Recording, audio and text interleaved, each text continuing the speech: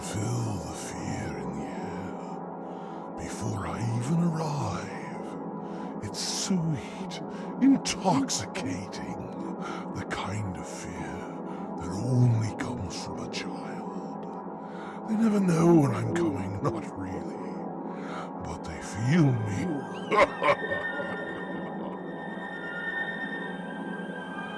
Tonight it's Toby. He's young, 10, maybe 11. His room is quiet, bathed in the dim glow of a nightlight. His breathing is deep, steady, like the calm before the storm.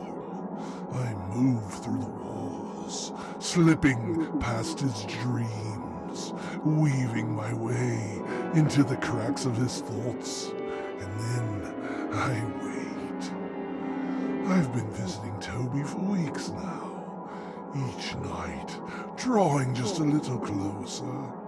At first, it was shadows that flickered in the corners of the room. He saw them, though he wasn't sure. Then came the whispers, low beneath the wind, and Toby began waking in cold sweats. Oh, but tonight is different. He stirs as I take my place at the foot of his bed. His breath catches, the first sign that he knows I'm here. Slowly, I let myself manifest.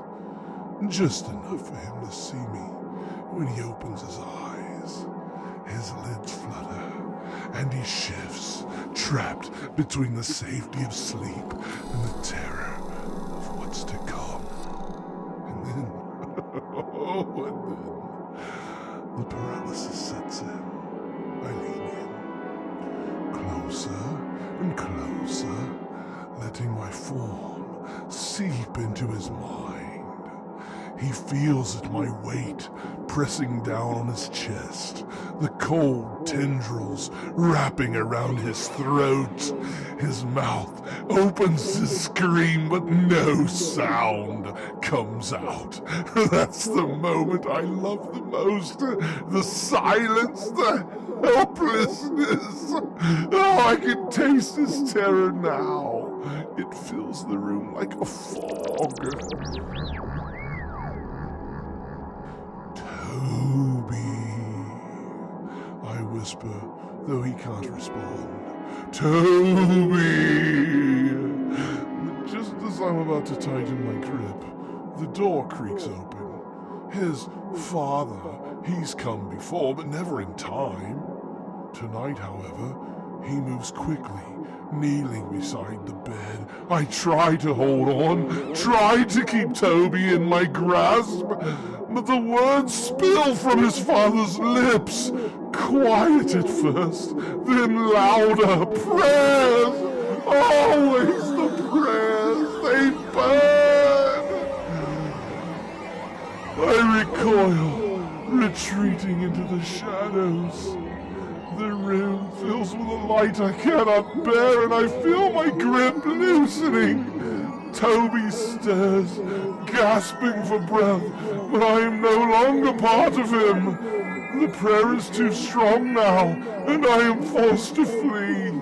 Out the window, into the night, carried on the wind.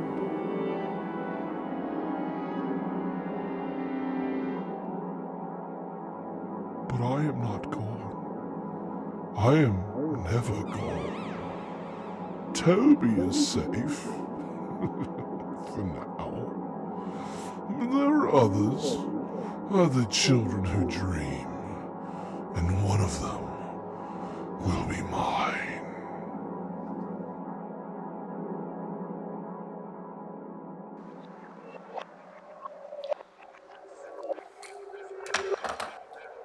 Kingdoms rise and empires crumble, and the knowledge and wisdom from past ages are lost to the foggy ruins of time.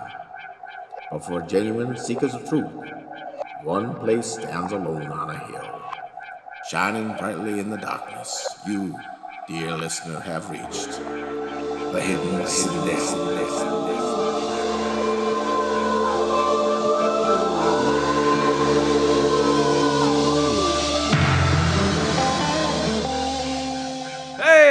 to the Hidden Citadel. You found us again. Yes. Hey, you know what? Last time we were talking about the Knights Templar. Yeah.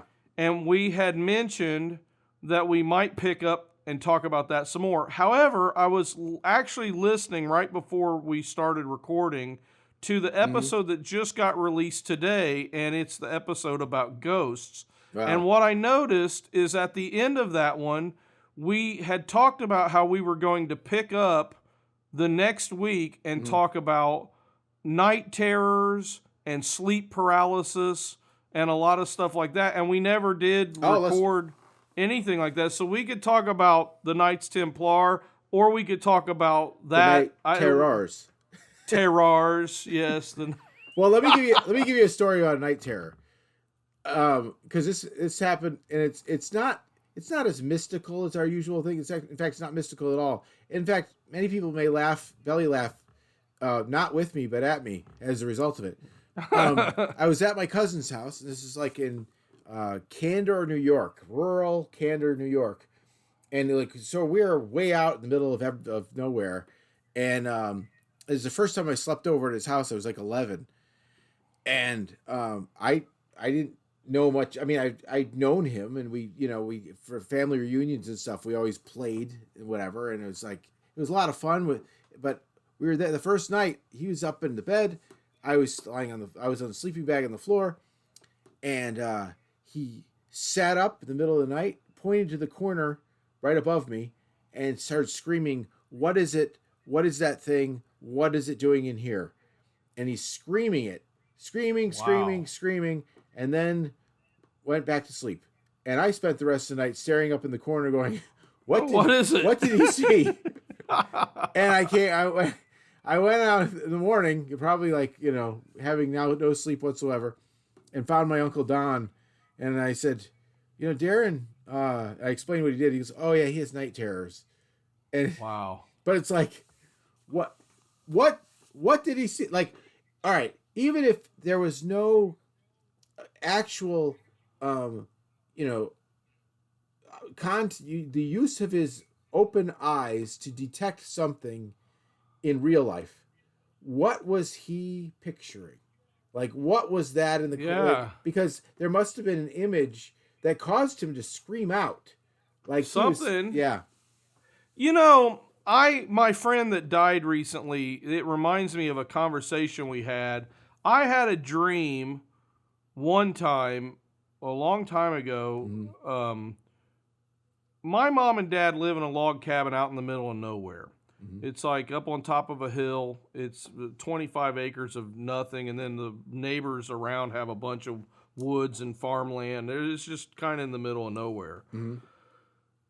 In my dream, we're sitting there. It's probably spring or summer because the front door was open, and they had a screen door, and we're all sitting at the table talking. The kids were little in the dream, and this lizard-like man came walking up the back step, and he had like clawed fingers, and we saw it, and when somebody was near, and they shut the door real fast and locked it, and the lizard guy starts clawing at the screen door trying to get into the house. And in the dream, all of a sudden I wasn't able to talk, and I have had incredibly dark dreams before, and this always happens, and I'm not able to talk, and then finally I'm like, "In the name of Jesus, go away," and then he just walked off, and then I woke up. Yeah. And I've had dreams like that a lot, where I'm not able to say "in the name of Jesus," and then I say it, and then I wake up. Well, I was telling my friend Ron about it, and he said, "Dude, that's a demonic dream." He said, "I know all about those," and he said, "I've talked to a lot of people." He said, "When you have to rebuke something in your dream to make it stop, that's a demon attacking you." And I'll never forget that. And I've had other dreams like that where, and they're not the same as like sleep paralysis where you're I've had those too where I'm like partly awake and I feel something creepy, but it's like I know that I know that I'm like halfway in between waking and sleeping and can't talk. In the dream, you should never not be able to talk, you know? Sure. And I've had other dreams like that where I remember one where there was like a creepy woman, and it's always like, in these dreams, it's always somebody trying to get into the house. And that's what Ron said. That's how you know it's demonic, because they're trying to enter into the house, you know, into your temple. Right. And you have to rebuke them, but they have some sort of a way of. Now, when people talk about sleep paralysis, a lot of times they'll say, I was on my bed, I couldn't speak, something was sitting on my chest, I saw a hag or somebody in the corner or something like that. And in psychology, I've read that, well, that's a psychological phenomenon. I mean, maybe it could be, but I really don't think so. I think that there are demonic entities that want to attack us, you know, and it's like, what do you know about, I'm sure you've read the literature about this kind of stuff. What does the science say about it? Well, the science really has to do with, and it's the same thing, whether sleeping or waking. There are moments where our physiology prepares for an event that could take place, may not take place, anticipating that it will take place, and it's something of harm, of humiliation, of, you know, just real fear. But it's almost like the body is preparing for it, but the mind hasn't detected anything. So then the brain has to kind of make sense of it. And so the brain creates, if you're asleep, it creates a plot line, making sense of why your body would go into this. And so it Freud called it resolving the incongruity, and would say, all right, so that you're in a state of tension, not unlike being chased by a bear, or your worst night, or, you know, the most horrifying thing you could think of is bearing down on you, has come in, is sitting in the corner. It's whatever it is that your body's going into, that would equate with, is a reaction or preaction that for something that hasn't taken place. And that's where that's where true anxiety comes from, and true panic comes from. The panic is the physiological reaction. The anxiety is the anticipation of something that hasn't taken place. But in doing so, even in sleep, a lot of times the input, the smell, the sounds, the whatever, it creates all of a sudden, or like you said, it could very well be spiritual, that there's an entity acting against you and you are responding. But then you do have a soul, and you do have cognition going on that creates, that either can perceive outside things, the sounds and that sort of thing, and what's happening in the room, or creates an incongruity resolve, which is the plot. Why is this happening? Logically, which means, what is the sequence of things that are happening right now that's creating this reaction that I'm having? And so, like with my cousin, he could very well have gone into a state of tension and then anticipated, well, what's, you know, that then, you know, almost hallucinated that there was something in the room. I think that I thought his eyes were open, although I can't really tell that they were when he was screaming. But generally speaking, even in dreams, but the strange thing is that recently, now this has nothing to do with like terror, and really nothing to do with with threats to myself. But recently I've been taking this, it's called magnesium threonate. Oh yeah. Did I tell you about that? You actually talked about this in the episode. Yeah, and it's like, it's made dropped today. It's made these dreams have benign. There's no there's no so do you think no drop that, off, no fear, no anything. You just go and do something, you're done. Do you think if somebody was having night terrors, that the magnesium, whatever it's called, would be helpful for somebody like that? Maybe. Well, it depends. We got because night terrors are different from like bad dreams or even nightmares. So really, yeah, a night terror has a little bit you're looking at diagnostic criteria, right? And in night terrors, the terror part has you're always looking at intensity and frequency and duration. in everything. Like, so I think Mm-hmm. the intensity is measured to be more, the duration is measured to be more, and the frequency is happening where the same thing is happening at such a rate. You're saying we're going to call these night terrors. If it's an N of 1, which means an occurrence of 1, you probably, hey, that was its own thing. But when the frequency is consistent or is fairly consistent, if the of something that is that intense and has a duration that lasts about the same amount, that's where you're going to say that could, and then meets the criteria. Because I think the criteria has to do with a physiological reaction. Like, in other words, it's not you. Are there With night terrors, you can't wake up the person. I don't think you have to kind of wait till it's done and then. Oh, okay. Wake They're them like up. cattle. It's almost like a seizure in a way. Yeah, or what's it called? Somnambulation or sleepwalking. You're not supposed to wake them up. Well, and it's funny because I think that's the old rule because the fear was if you wake them up you could terrify them. Like, where am I?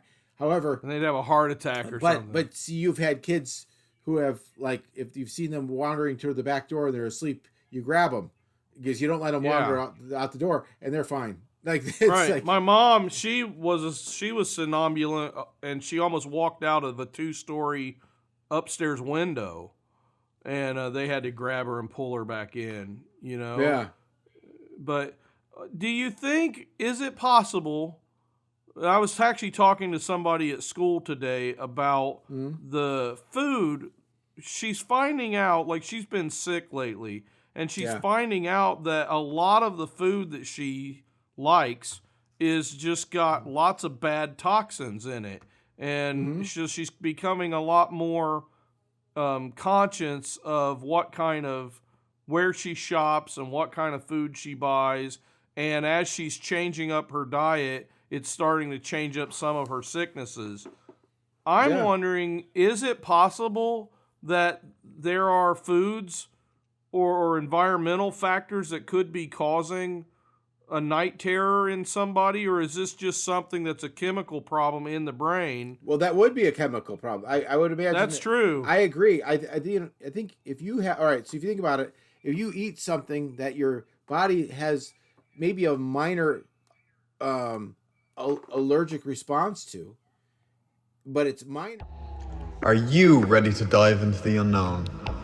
To unravel the secrets of the universe, or at least try?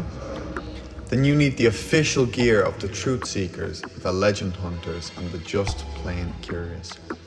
Introducing the Hidden Citadel t-shirt, the only shirt that dares to ask the tough questions, like who built the pyramids, what's really hiding in Loch Ness, and why does your cat stare at absolutely nothing? This shirt is so comfortable, even BigFoot would wear it, if we could find him, that is. It's so stylish, the aliens might abduct you just to ask where you got it from. It's perfect for ghost hunting, UFO spotting, or just lounging around while you binge our podcast. Wear it on your next adventure, or while you're pretending to be one of the X-Files. And remember, the truth might be out there, but these t-shirts are right here. Available now in all sizes, but only while supplies last.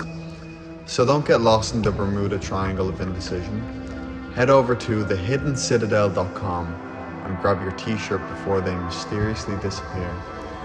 The Hidden Citadel t-shirt. Unravel the mysteries and look good doing it. Minor in such a way that you can't, it almost seems like an incongruity. Like, wait a minute, your body's like, wait a minute, what's going on here?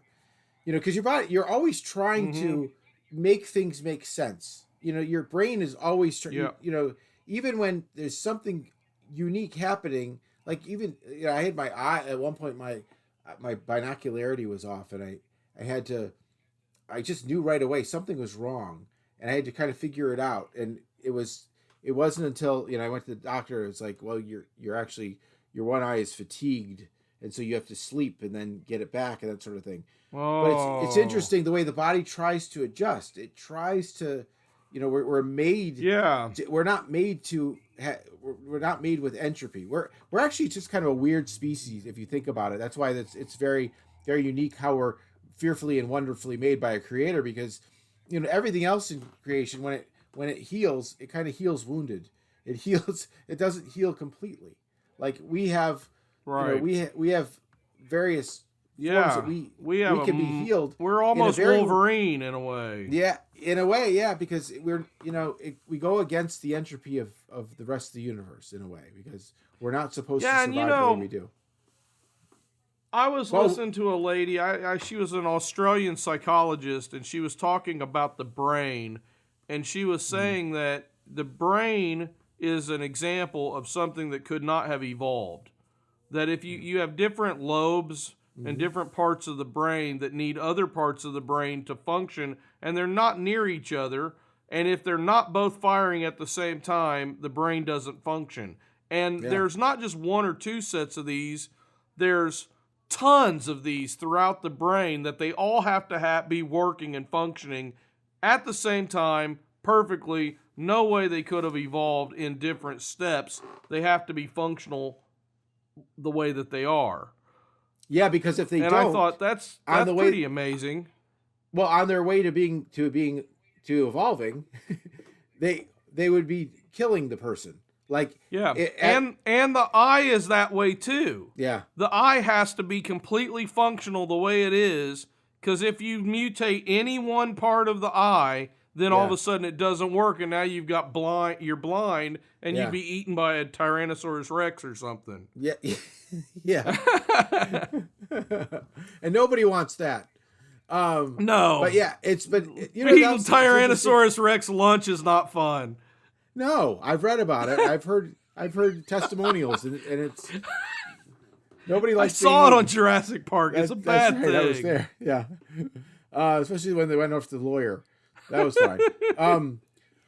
But the thing that's you know what's interesting about the brain, though? Like when we talk about cosmology and the depths of the sea, we talk about kind of theoretical models. Like we go, well, we think that this, it is thought that this, we have basic structures, we're not 100% sure, because we can't actually, I'm not sure if we can't perceive to its fullest what the depths of the sea. We don't know exactly what's down there. Cosmology, we're not actually out there. I don't have a clue. We can't say we see stars and that sort of thing, but we have no way of measuring them. We aren't sending those things millions of miles. We don't have an empirical method for either of those things, because we can't do it. When you talk about neurology, you'll hear neurologists said that well, it is thought that because you'll see it through CAT scans and that sort of thing. You'll see the parts of the brain light up during various things, and we know that the parietal lobe is for language, and the occipital lobe is for sight. I was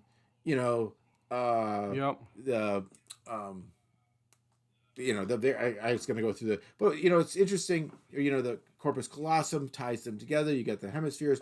It's supposed to be like 4 lobes. That actually there's another lobe it's like the invisible 5th lobe called the insula, and that is actually something that causes all of them to communicate in a way.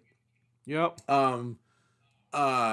They have the olfactory lobe for you have all those things that we know, or the limbic system for rage or emotions. But, as far as how it actually all works together, you hear that it is thought that. And that's why the medications don't actually go, this happens now. X equals Y. It doesn't. X could equal a number of different things, or have an effect on. Yes, have an effect on. Yeah. But does it cause? Do we know the actual mapping? No. I was listening to Elon Musk talking to, what's that guy's name? Tucker Carlson. Oh, and Elon Musk. It was interesting because he was talking about the dangers of over medication, and how in this country a lot of doctors are just quick to throw a medicine at something, when he said, but it might be other factors could fix the problem. But we don't explore those in our country. We just throw medicine at it. And the medicine isn't always the answer, because sometimes the medicine actually causes more problems. And he said, but nobody wants to talk about this, it's important that we start thinking about things. And you take that back into the Bible, and the Bible says they were destroyed because of their sorceries. and that's pharmakeia. Yeah. And it's like, we have people. I mean, I saw a guy today smoking crack on the corner, and I'm like, here's a dude that, and he had a shopping basket full of junk, and I'm like, here's a guy that at some point in his life, he decided that being on drugs was the way he wanted to live his life, and now he's pushing around all his worldly possessions in a shopping cart, and trying to find crack whenever he can get it. Yeah. It was sad. And it's like, but what effect does that have on your brain? And that's a type of pharmaceutical. That's a type of pharmakeia. It's a type of sorcery that opens your brain up into the spiritual realm. And so what's happening when you're on these other drugs? Maybe they've reduced them to where they're not opening up your brain into the spiritual realm the same way as, tripping on mushrooms would or something like that. But you're still opening up something there. But let me ask you this. And this is one of those things that I think kids go off to college, they hear stuff like this and they say, well, that's incongruent with what I learned as going to Sunday school. And so that's putting a stumbling block before me, and now I don't know what to do about it. And I'm talking about this idea of when you learn a lot of things about the way the brain works, or psychology, or the way dreams work, and then you look at somebody that's maybe a prophet in the Bible, how do you not think, I think John was just tripping on mushrooms, or I think John was, had schizophrenia, or I think Ezekiel might have been, whatever, or had this. Because I've heard that there are psychologists out there who have their little pet theories about what different prophets had, and they try to label them as having different mental illnesses. Or on. Do you know what I'm talking about? Yeah, Joe Rogan actually thought that, he said that the burning bush was what's that drug that makes you see dwarfs or something like that? DMT? Yeah, DMT. Ayahuasca? Yeah. He said isn't DMT that's not natural though, right? That's a man-made. Whatever it was, he said that the acacia bush, he thinks produces something similar. So it was a hallucination of fire, whatever. Somebody in my Greek class when I was in college was trying to say that on the Isle of Patmos there's a hallucinogenic gas. I remember that. And then I found out later too. that's not true. That was just something somebody made up at one point. Well, all right. So there's a couple of things. There's a couple of things as far as psychology is concerned. One is when you really get into the more that you get into psychology, the more humble you should. Similar to biology, the more humble you should get because you realize the intricacies. First of all, we are primarily a temple. We are primarily a structure. We are made first as a structure. Wait, can I butt in for just a second? Yeah. I want to add to my question. Okay. The idea that it is possible that there are, and I've met a lot of people who are Christian and some sort of profession, like a doctor or whatever. And I've met a lot of people that to me seem to compartmentalize their faith and their practice. So if they're a Christian counselor, or if they're a counselor, or if they're a psychiatrist, or if they're a doctor or something, then they're scientific at work. But then when they come home, it's like, well, I'm trying to live a Christian life. And there's some weird disconnect between the two that they don't even seem to recognize. Yeah, I think you're missing out on. So I wanted to throw that in there too. Right, but I think in that case, you're really and there's a really dark side to that compartmentalization, by the way. But you're really losing out on the gift, the blessing, because you're missing out because you were called you're called to do what you're supposed to be doing, and if you're not linking what you're called to with where your faith is, then it's not optimized. It's not you not being Right. You are not experiencing. God is using you, but you're not understanding your role. And by the way, it's supposed to be a relationship. And what I'm getting at, and I'll get to the dark side in a little bit because it's really interesting. But when you get to the if we are a structure, if we are made in an image of God, then we are breathed into life. Well, let's even go back to what that means. The psychology is the study of the soul, the suke. Right. But the suke in many translations would be that essence of life, the soul, that is something that's impalpable, except for by way of what is life. Like, what is the thing that, the French tried to measure it when they had guillotines. They would measure the person, weigh the person, chop off the head, then measure the person. Now that the soul is left, put the head and the body back on, and see if there's any difference. Right. If there's any, and they. Well, there was that other guy too back in the early 1900s that he would take people who were dying, put them on a bed that was on a scale, and when they died, he would measure the difference. I think he only measured like 20 patients or something, but he said the soul basically weighed like 6.5 grams or something. The French didn't come out with any measurement but they tried. But the idea is that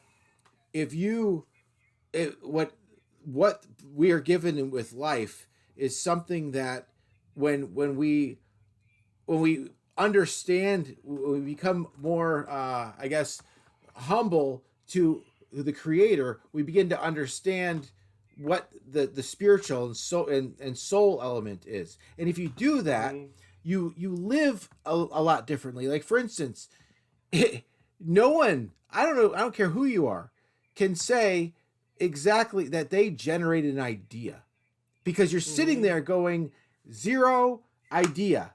Even if you watch an association of ideas, like the guy that discovered the benzene ring in chemistry, he had a dream of a snake biting its own tail, woke up and goes, oh, the ring. Yeah, but he didn't control that, and he didn't even control the inspiration. So there's like, it's ex nihilo. Yes, and there's microseconds of associations that we can't even claim as our own. So when we have an inspiration for anything, in psychology, it really matches up that the study of the soul is truly the study of the unseen aspect of life that gives us cognition and thought and emotions and that sort of thing that you cannot palpably say that's blood, that's cells, that's whatever, because it's something that's so unseen that there's no way you can kind of go, well, it just kind of exists. It just kind of, like when Descartes says, I think, therefore I am, he's actually speaking out of confusion. He is not, and in awe, because he's like, I don't know why I am, but I think, so I know I am. But he never says that he controls that he thinks. He never even controls that he can take credit for thinking. Neither can we. We take credit as we accumulate knowledge, as we accumulate whatever it is that we think are. But even at the moment of wisdom happens at a moment where an element of question is met with the optimum solution in the moment, but also in the future, which is very much a biblical idea of not just later. And later, right? And that's what wisdom is. It's not just knowledge. It's not just a solution. It's not just a piece of information at a time of need. It has a larger aspect to it. Now, where does that come from? What part of natural creation or anything does that come? Could you claim that? So the more that you are operating in pursuing the knowledge of Christ and God, is where that you begin to see that you cannot take credit for your instincts. By the way, it's in the Bible. Insight, common sense, intuition. Those are all in the Bible. You'll find those all in the Bible. Yeah. There's even in Haggai 1:14, sparking enthusiasm. Oh yeah. It's a cool term, But if you have the spark of enthusiasm, that's from God. Yeah. I mean, who was it? One of the kings? It was one of the kings, I think, toward Daniel or somebody. I can't remember, but his heart was stirred. His heart was stirred. It was like Darius to me. I don't remember. His heart was stirred. Well, it's not actually the heart, but it is. Right. It creates a very psychological phenomenon that we would say is favor, but is something in which the typical reaction of this king in a stoned heart toward somebody, maybe even in anger, was then changed, was then modified, was then was made malleable in such a way that there was a different behavioral reaction as a result. This is all very much psychology. So psychology works very well with. Let me go back to what you said before, because the dark side of compartmentalization is something that stirred a social psychologist named Stanley Milgram to say, wait a minute. If you can compartmentalize what causes people to do such heinous things, why could these Nazis go home and love their kids, and then they go home to their parent, their family, I've read that. Their kids, put on music on their what is it, whatever that box is, Oompa stuff. Yeah, put it on. Yeah. The phonograph. But no, what's the other? Victrola. On their Victrola. Victrola, yeah. Yeah, and then have some dinner and play some Uno or right. And then tomorrow go out. Eins. Yeah. They play Jawohl. and then they go and they do it again the next day. But he's like, how can normal people do that? And that's where he came up with the shock experiment, in which he took normal people. I remember that. Yeah. He took normal people and he brought them off the streets, and he did it by way of obedience. He would say, you have to do this, and they obeyed. They obeyed because of something called informational influence, in which he had a power that they said, I will follow, and then they followed him. Yeah, when they did somebody's in authority, you'll obey the authority. I don't think I have that in my brain, because I'll just give you an example. When the mask mandates came down, now before the mask mandates came down, I would wear a mask whenever it got to be hay fever season, because I was like, I don't want to get hay fever. But the minute they mandated it, I said, screw this, I ain't wearing a mask. And I did not wear a mask, and I would go into stores, and they were like, you need to put on a mask. And I'm like, no, I'm not putting on a mask. And they're like, well, you have to. It's the law. And I was like, arrest me then. And I'd go about my business. And the managers would come over and they're like, sir, you're supposed to wear a mask. And I was like, no, I don't need to wear a mask. In fact, in North Carolina, there's a law that you're not allowed to wear a mask because, and they're like, there is? And I'm like, yeah, because they passed it to stop the Ku Klux Klan from being able to wear masks and abduct people and lynch them. Yeah. And I was like, so I don't have to wear a mask because there's a law that supersedes the governor's decree that we're all supposed to wear masks. Right. And I'm just a contrarian, I guess. I won't go along No, you're not. with authority most of the time.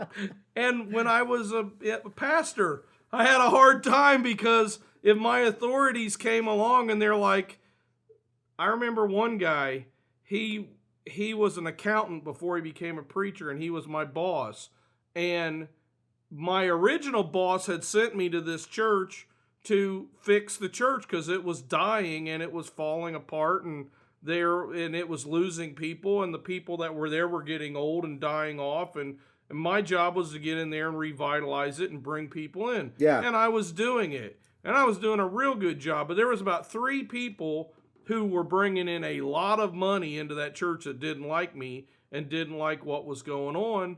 And when this accountant, I'm not even going to call him a pastor, because all he cared about was money. When the accountant showed up and he said, these people are bringing in all this money. Why are you going against them? You just need to get along with them. And I said, you know what? There's a special place in hell for you. And I said, I resign. And that was it. I would quit right there on the spot. Wow. Because I was like, I'm not going to work for you. You are not a godly man when you care more about money than you care about doing what's right and bringing in lost people. Sure. And I don't put up with that kind of crap. So I know that if I had been in this guy's experiment, I would have thrown a wrench in the whole thing, because that's not the way that I think. There was not everybody complied, but the compliance was at a high enough level. You know, it also disturbed afterwards. This also set the bar, or really changed the way psychological experiment practices were conducted, because up until that point, the debriefing section, there was no debriefing, there was no anything. They just kind of let him go. So those people went home and they're just like freaked out. Yeah, like I just killed harmed somebody. So then it brought in the ethics and that you had to. They made a movie about that. Yeah, well, it was a really good movie. I was in a band called Ash Tuesday, and made from Solomon Ash, ASCH, and he was a social psychologist.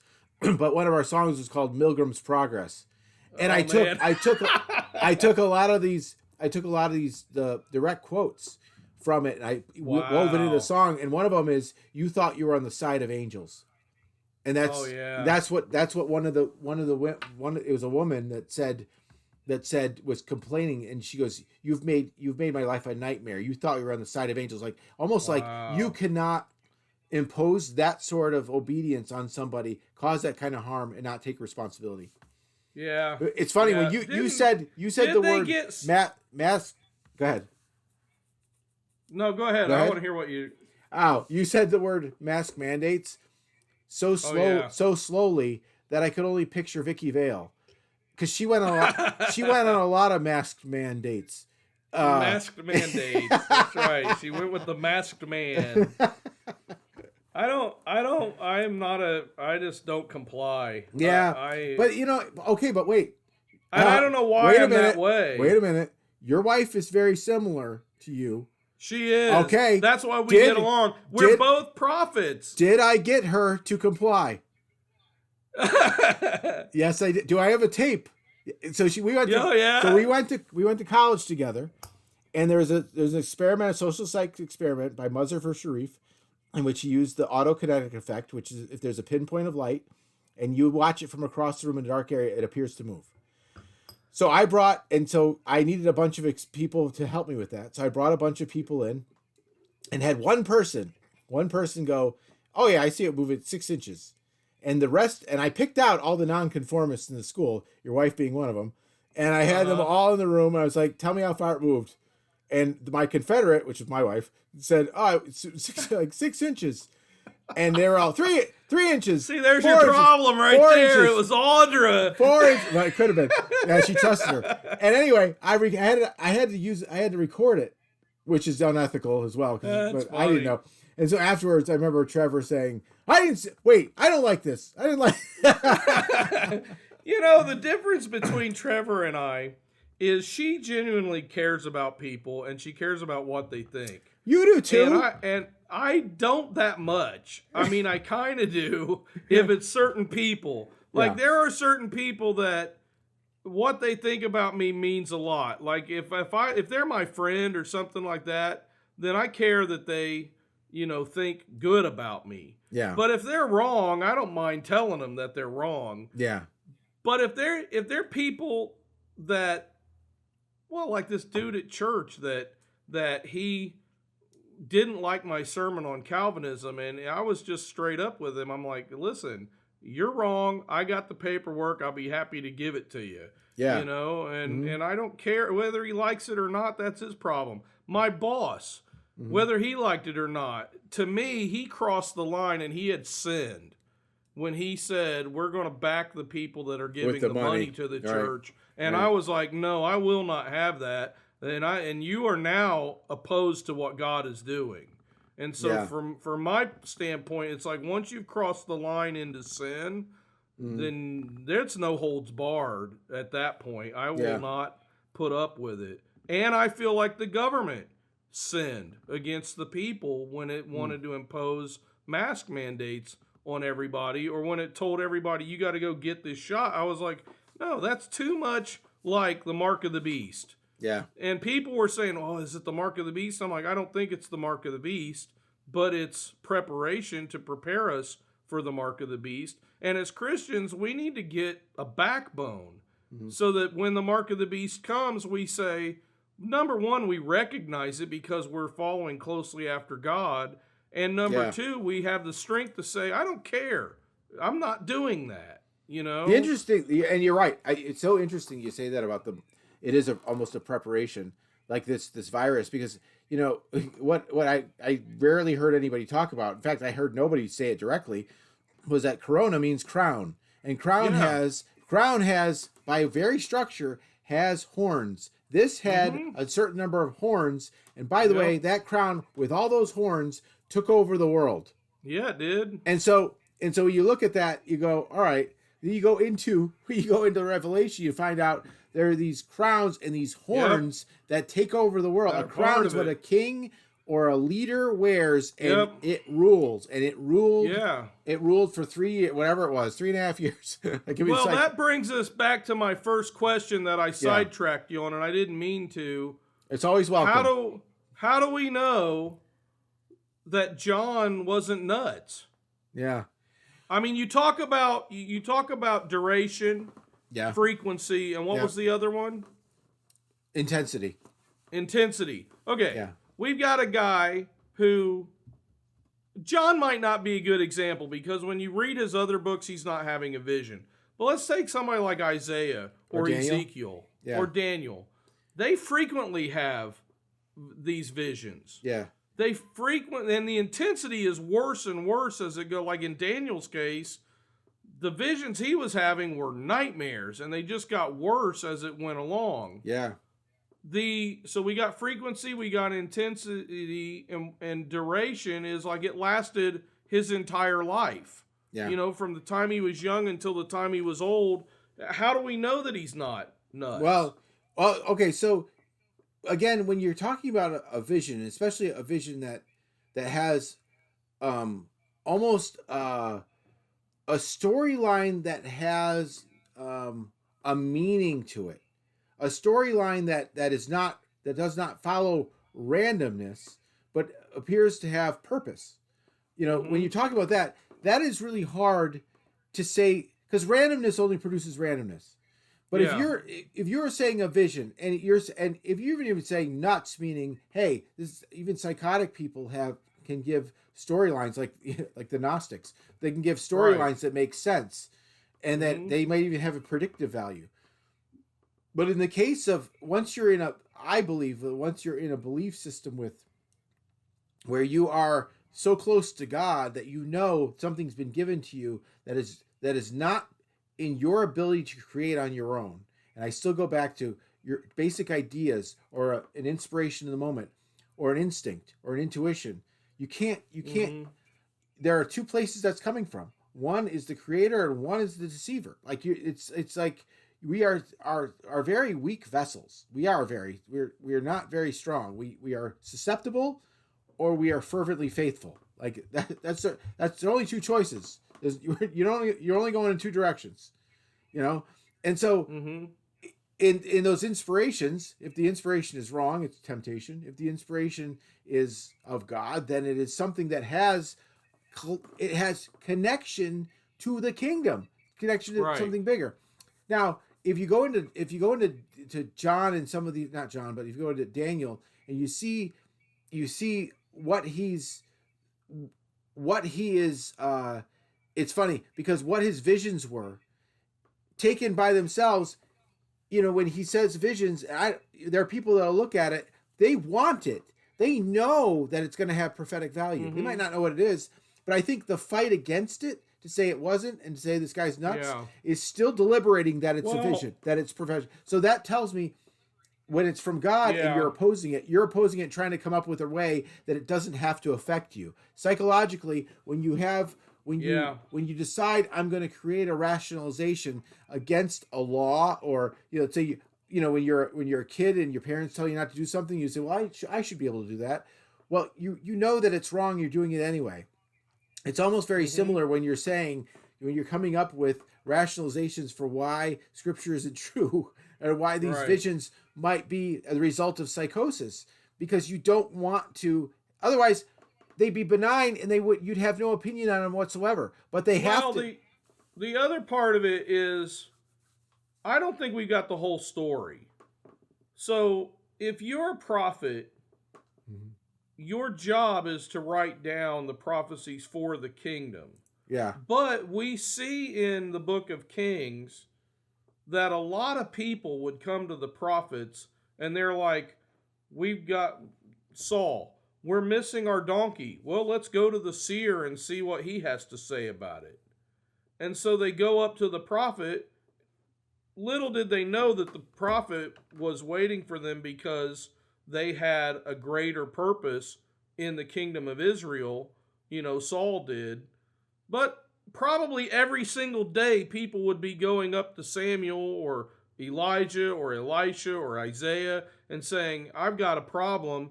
Can you give me some wisdom from God? And so there was a track record of that the people saw this guy. He speaks and things happen. He prays and miracles happen. He tells me something and a week later it comes about.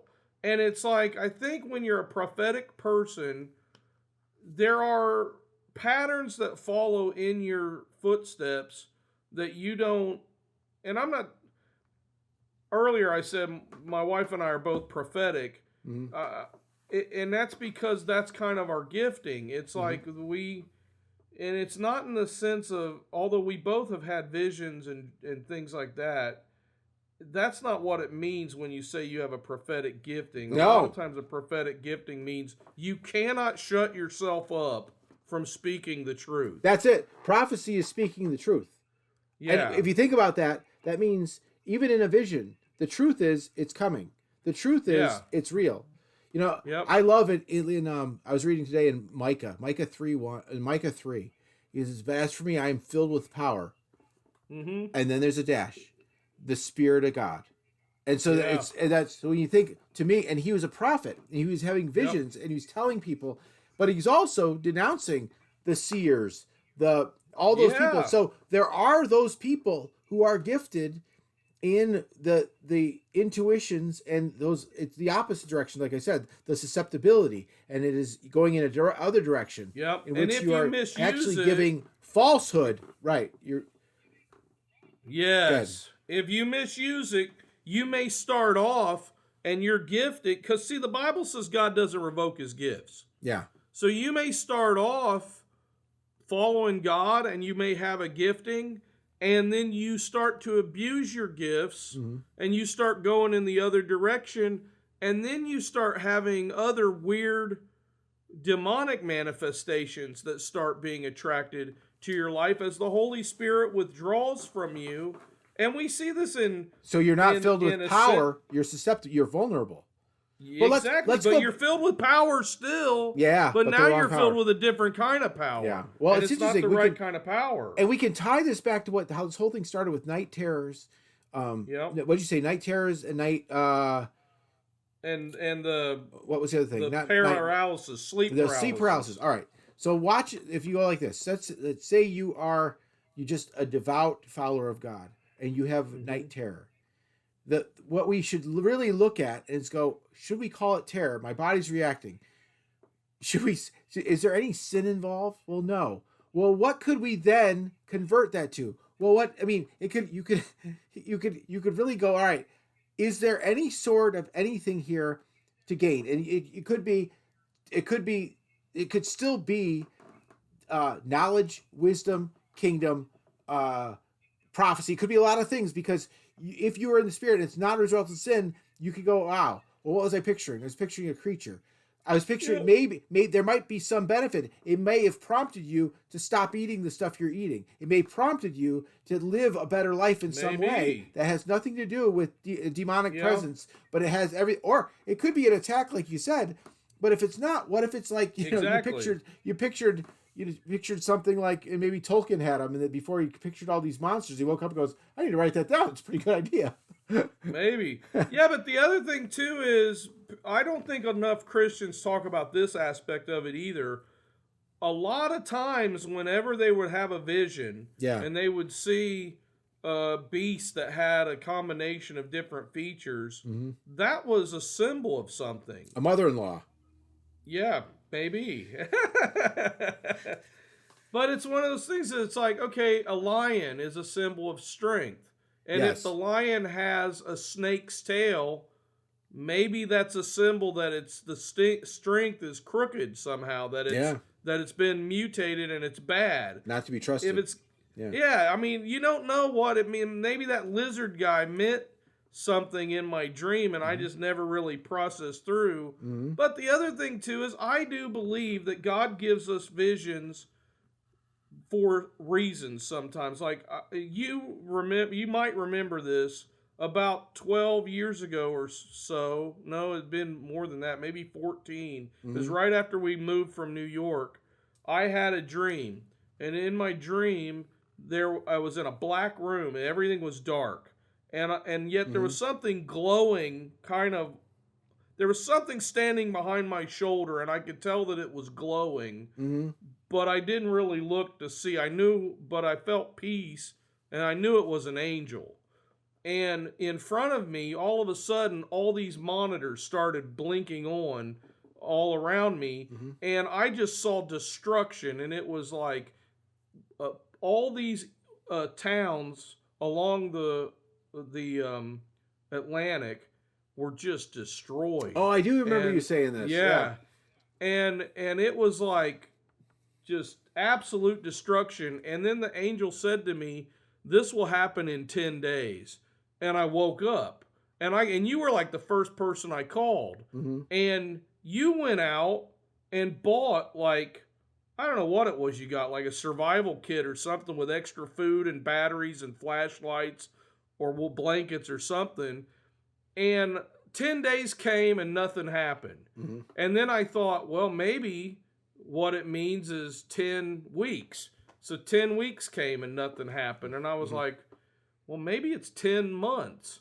And so 10 months came and nothing happened. But the next year, within that next year, a big hurricane came up, and I don't remember which hurricane it was. Oh, Irene. But it came up. Yeah. Irene. And your whole neighborhood was like hurting, but you told me you were like, we weren't hurting at all because I found that box that had all that extra stuff in it. I had all that stuff in it, yep. That you told me to, then I went out and got after you told me about that dream. But then one day I was praying about it because I was like, well, Irene, that wasn't 10 days. That was like a day, that wasn't a big deal. I mean, it was a big deal, but it wasn't like, it's definitely not like what's going on down here in North Carolina right now. Those poor people out in the mountains. But even that's not what I saw. And I was praying about it, and I felt like God told me, no, that is something that will happen in the future, and it's going to happen over the course of a 10-day time period. Yeah, that's what I thought you meant right now. I think when we talked, it was something like, I was like, whoa, okay, let me go to Walmart. But like, yeah, when you just said it right now, because I've heard a lot of teachings about that it's, that, the prophetic has a number of different meanings to it. Sometimes it's quantity. Sometimes it's It means the 10 sons. Like, it could mean a lot of different kinds of things. But you have to look at it with dimensionality to it. Well, you have to, and it was something that it helped you, even though the prophecy that I received, or if you want to call that the vision.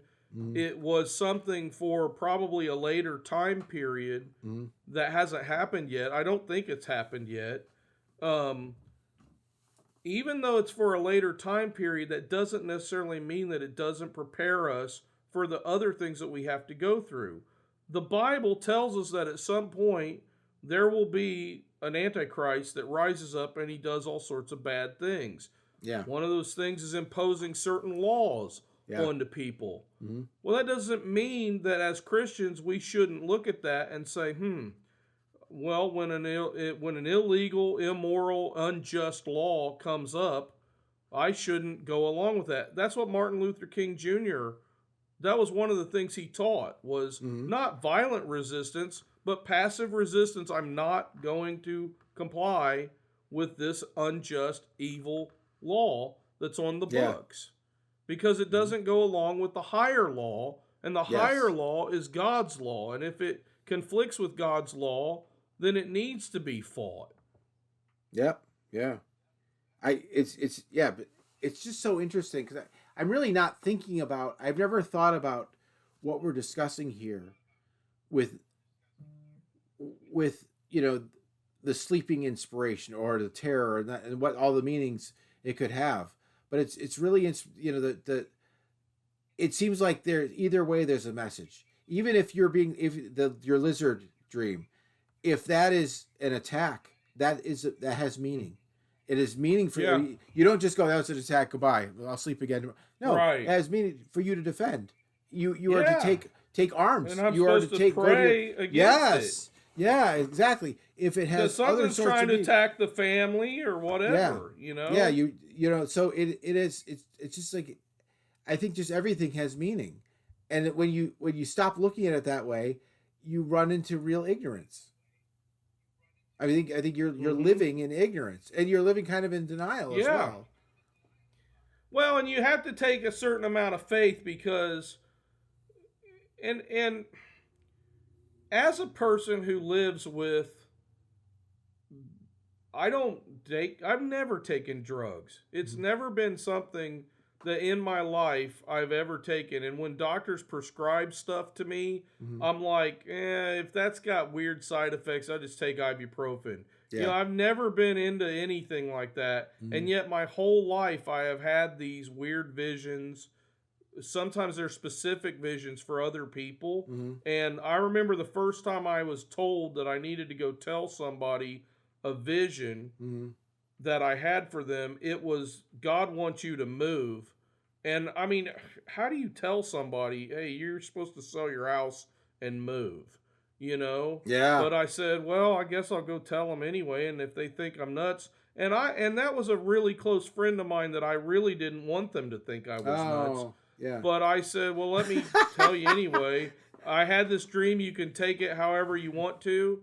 And I told, it was one of Trevor and my really close friends. And we told her about the vision, and she immediately started crying. And she said, I have been praying whether God wanted me to move out to some other state where my sister lives. And I have not been willing to tell anybody about it because I'm not the type of person that I go on adventures and go do stuff. It's a really scary thought to do that. And she said, I haven't even told my mom that I was thinking about maybe moving out there. And she said, and I said, well, I wasn't, and that was a weird vision. Yeah. I was coming home from work. I worked as a security guard while I was in seminary. And I came home and Trevor was already asleep because I didn't get off work till really late. And she was pregnant with Etta, I think. And it was right before we moved down to Texas. Wow. And I went and I sat down on the side of the bed and I bent down to take my shoe off, and a light appeared, a dot right in front of my face. Wow. And I was like, what the heck is that? I thought maybe, something was wrong with my vision. And then all of a sudden the light went sideways and it was like a line of light. And then it opened up into like a square of light, like a rectangle of light. And then it started flickering like an old-fashioned film projector. Yeah. Yeah. And I could even hear it going, making that sound. Wow. And then all of a sudden a cartoon popped up. And it was a backyard with a picket fence. And you could see a little piece of the house and a little step and then green grass and like a tree. And there was a little, you could see kind of in the dirt, a little roots would spread out, and then a little green thing would pop up, and it would kind of snake its way up, and then a little rose would pop out of the top. And then all of a sudden, you'd hear this, and a lawnmower, a big red lawnmower would come riding through the screen, and it would chop the rose down. And then the lawnmower would fade out, and then you would hear birds chirping again and tweeting and everything. And then all of a sudden, you would see the little, out of the roots, the little green stem would come up. And then the rose would pop out and it would go, ah. And then all of a sudden, you hear, and the lawnmower would come. and mow the rows down again. No. And then the third time it happened, after the lawnmower went by, I heard the voice of this girl's mom say, "Oh, the poor thing. If it was just moved, it would have a chance to grow." Wow. And then the flickering happened and it faded out like it does at the end of one of those old films. Uh-huh. And then it dropped back down and it was a line again and not a square. And then it shrank back into a little dot and then it vanished. And that was like the first like serious vision I had ever had, especially for another person. Yeah. And when I went and told her, she just started crying. And she was like, "I know that was God telling me that I should move and be with my sister." You know? And it's like, well, I didn't ask for that. Exactly. I didn't take a drug to try to get that to happen. No. You know, I was tired because I got off work and I was ready to go to bed, but I wasn't asleep yet. I was taking my boots off. Yeah. It was weird. My favorite part of, not the favorite part of the story, but at the beginning, you said, it's your friend. It's the last person you want to think that you were talking crazy. You're nuts. I'm just thinking, I don't think you want anybody to think you're nuts. No, but there are a lot of people that think I'm nuts. My friends especially, I don't want them to think I'm nuts. No, see, there are too many people in this world that think I'm nuts, so it's like, sometimes you just gotta accept it. Yeah. So, going back That's to my the beginning of this, there's two parts to this. There's the kind of the somatic part of night terrors and paralysis that can be attributed to physiological things. Yes. But, with anything, if something appears and seems to exist in a way that's not natural, then you kind of look at, is it supernatural? And if it's supernatural, which side is it on? And if you are operating in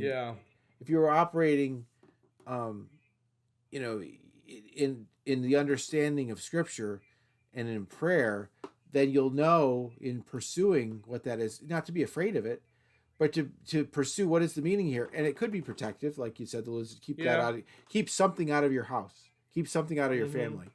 Or there might be some image in there that could have a future prophetic truth or meaning for you right then. There could be even, strangely, a blessing. There could be something in there that gives you understanding.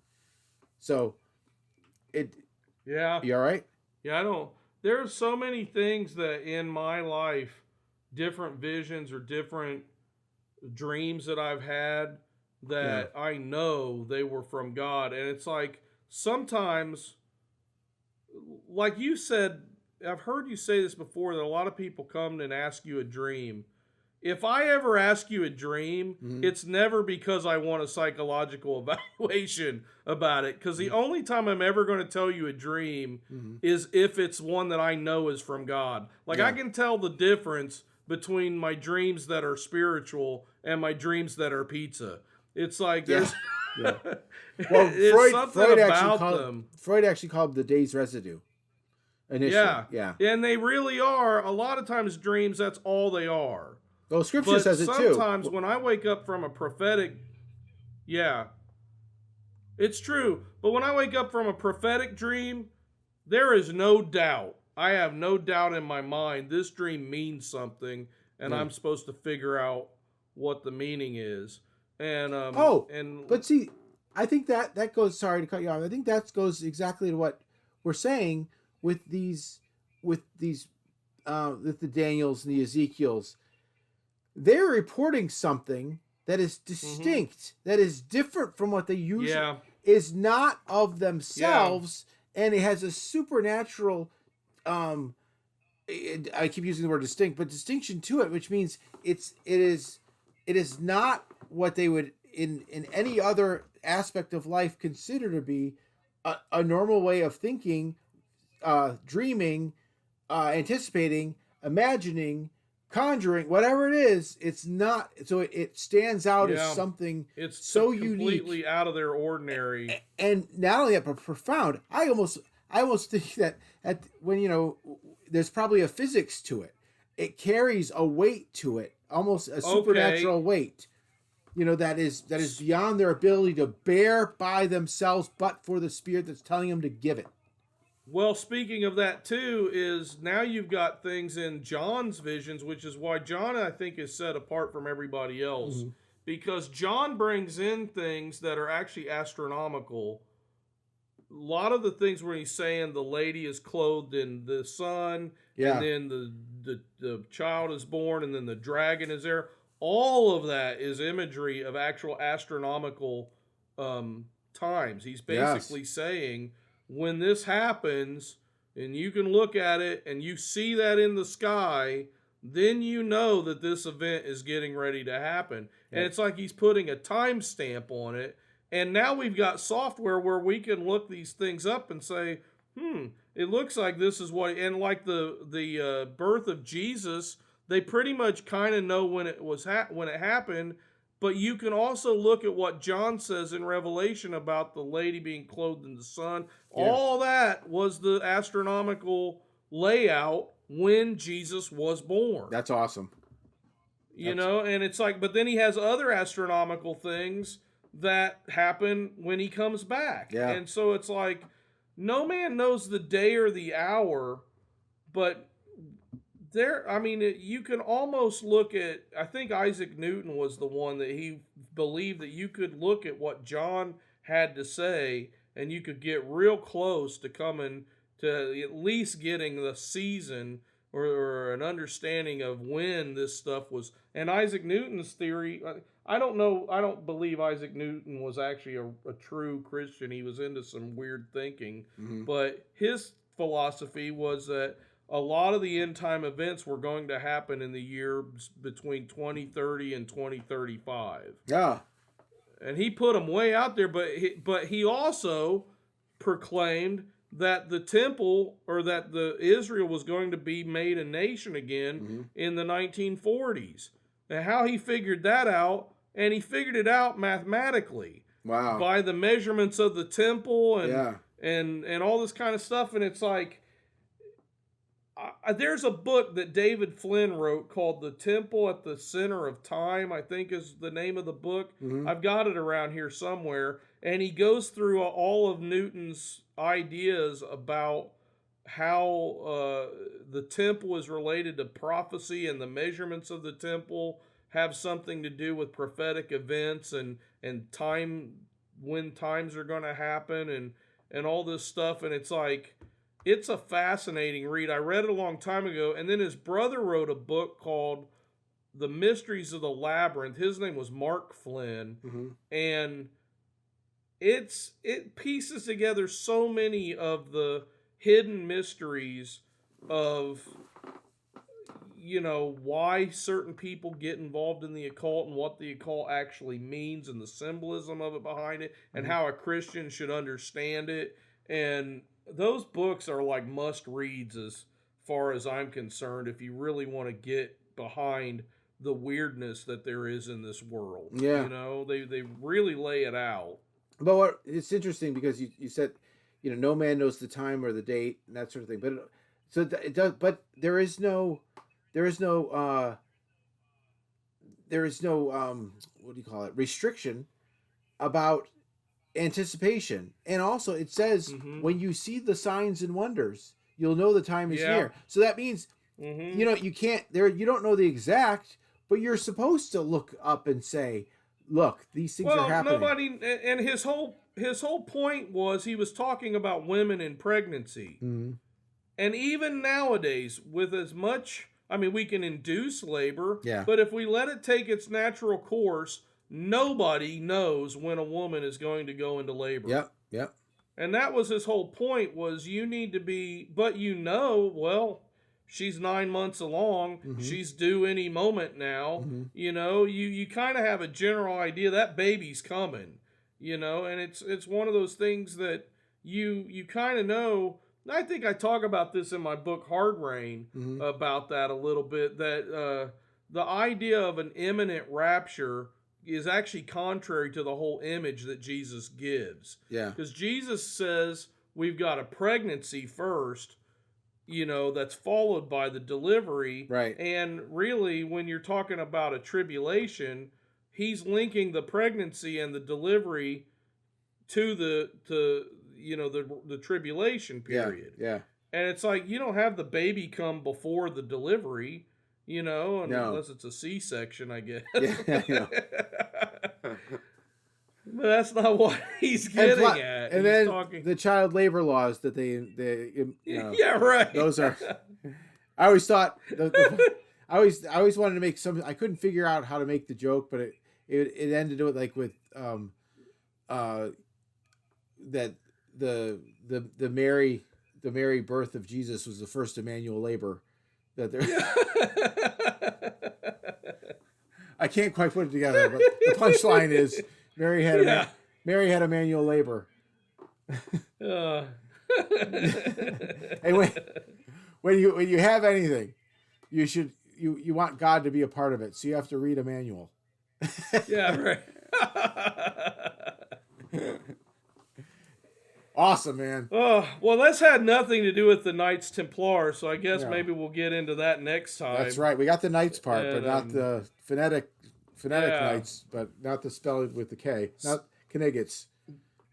Listen, I want to throw out a couple things there. By the time this video airs, our book, The Encyclopedia of Weird Crap, will be available for everybody. And this week, it's uploaded. It's waiting for approval. I've had to go back and forth with the stupid computer. I laid it out perfectly, and the computer checker is always like, no, I don't think this is right, and I got to make adjustments until it's happy. Okay. But by the time this video is out, that book will be available, so you can purchase that, and I'm pretty happy with it. It's amazing. What do you think? How it's written, the content, it's just all our favorite things. Oh, it yeah. Just and is. we didn't even get... That's why we have to do a volume 2, because we didn't even get it all into the first... It is insane. And then I've got enough for probably 3 more volumes. It's the images are going to blow you away. It's insane. It's so good. So good. I'm so happy with it. I really love it. I can't wait to actually have a physical copy. Yes. To put on my coffee table. That's right. Although I got to be careful because it isn't... I did not make this for kids. No. It's so this is teenager and above. Yeah. Sort of level. But I mean, there's nothing real bad in it other than some of the images could be scary for little kids, I guess. That's all. Yeah. Yeah, that's really the only thing. But there's also we started out with a t-shirt company that we didn't really like. And so I've switched over and I've completely rebuilt the t-shirt company, the t-shirt store. Let's go. And so it is now completely available and ready. And if you want to buy a t-shirt to support what we're doing over here, you can. So really, it's the way we don't have Patreon or anything like that because we're old guys and we haven't figured that out. No.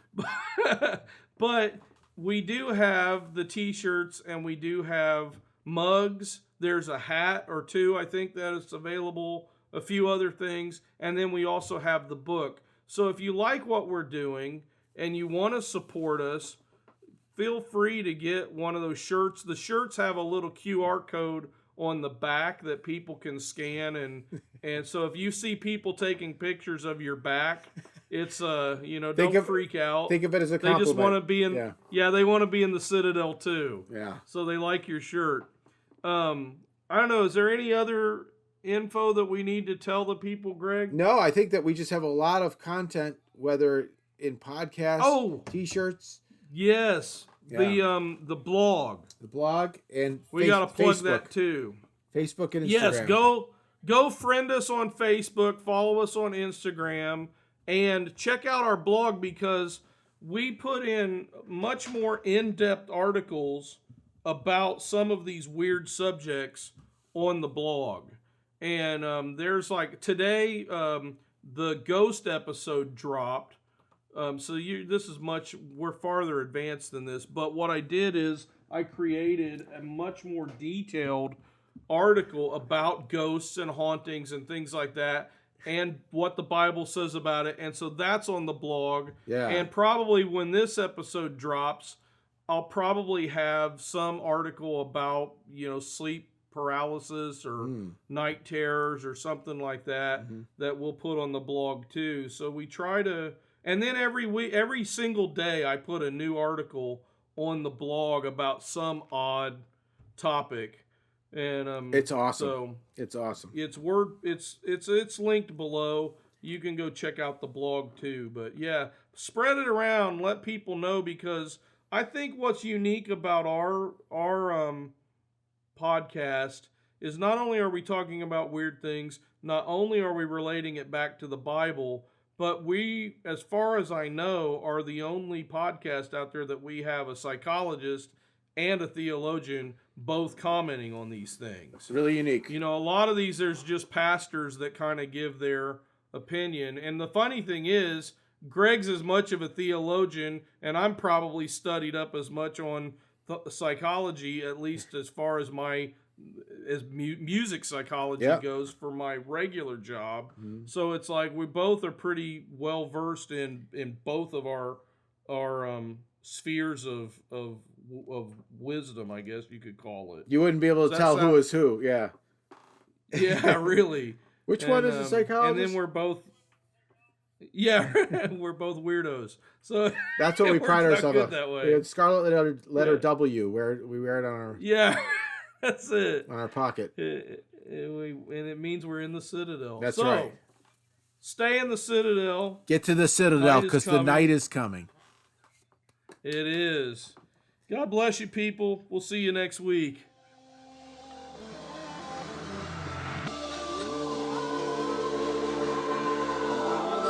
The watchman replies, morning is coming, but night will soon return.